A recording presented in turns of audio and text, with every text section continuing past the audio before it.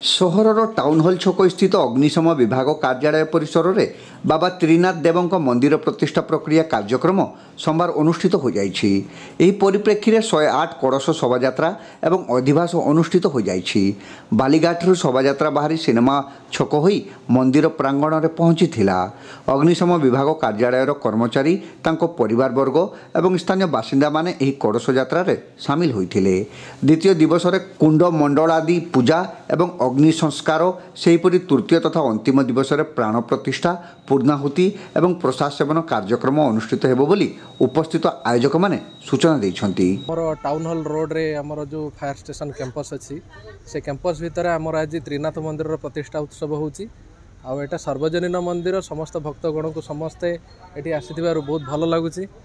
ଆଉ ଏ ମନ୍ଦିର ଆମର ଫାୟାର ଷ୍ଟେସନ ଷ୍ଟାଫ୍ ଆଉ କିଛି ଆମର ସହଯୋଗୀ ଅଛନ୍ତି, ଯେଉଁ ଲୋକାଲ ଲୋକମାନେ, ତାଙ୍କ ଦେଇ ଆମ ମନ୍ଦିର ଯାହା ଭଲରେ ସବୁ କାମ ହେଇପାରୁଛି। ଆଉ ଆମେ ଚାହୁଁଛୁ ସମସ୍ତେ ଆସନ୍ତୁ, ଏଠି ମନ୍ଦିର ଦର୍ଶନ କରନ୍ତୁ, ଆଉ ଆମ ପ୍ରୋଗ୍ରାମ ସୁରୁଖୁରୁରେ ହଉ ବୋଲି ମୁଁ ଭଗବାନଙ୍କ ପାଖରେ ପ୍ରାର୍ଥନା କରୁଛି।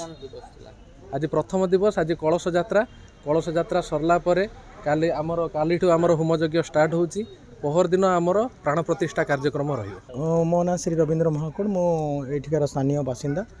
ଆଜି ଯେଉଁ ବାଲେଶ୍ୱର ଦମକଳ କେନ୍ଦ୍ରରେ ଯେଉଁ ତ୍ରିନାଥ ମନ୍ଦିରଟି ପ୍ରତିଷ୍ଠା ହେବାକୁ ଯାଉଛି, ଏହା 3 ଦିନ ଧରି 20, 21, 22 3 ଦିନ ଧରି ମାନେ ଆନୁଷ୍ଠାନିକ ଭାବରେ କାର୍ଯ୍ୟକ୍ରମ ଚାଲୁ ରହିବ ଏବଂ 22 ତାରିଖ ଦିନ ପ୍ରସାଦ ସେବନ ଅଛି। ଏଇଟା ଗୋଟେ ଆମେ ଅଞ୍ଚଳର ବାସିନ୍ଦା ଅନୁସାରେ ଏହାକୁ ଆମେ ଗୋଟେ ସ୍ୱାଗତ କରୁଛୁ। ଯେଉଁ ବାଲେଶ୍ୱର ଜିଲ୍ଲାର ସମସ୍ତ ଦମକଳ କେନ୍ଦ୍ର, ବିଶେଷ କରି ବାଲେଶ୍ୱର ଯେଉଁ DFO ସର୍କଲ୍ ଏବଂ ବାଲେଶ୍ୱର AFOଙ୍କ ସର୍କଲ୍ରେ ଯେଉଁ ଆଜି ଏ ମନ୍ଦିରଟା ତୋଳି ଉଠିଛି, ସମସ୍ତଙ୍କର ସାହାଯ୍ୟ ସହାନୁଭୂତି ଏବଂ ଆଶୀର୍ବାଦରେ ଏ ମନ୍ଦିରଟି ହେଇଛି। ବର୍ତ୍ତମାନ 150ରୁ 200 କଳସ ଯାତ୍ରା ଆପଣଙ୍କର ବାଲିଘାଟରୁ ଆସି ଏଠି ପହଞ୍ଚିଛି। ବର୍ତ୍ତମାନ ସହସ୍ରାଧିକ ଲୋକ ଏ ଯାତ୍ରାରେ ସାମିଲ ଥିଲେ।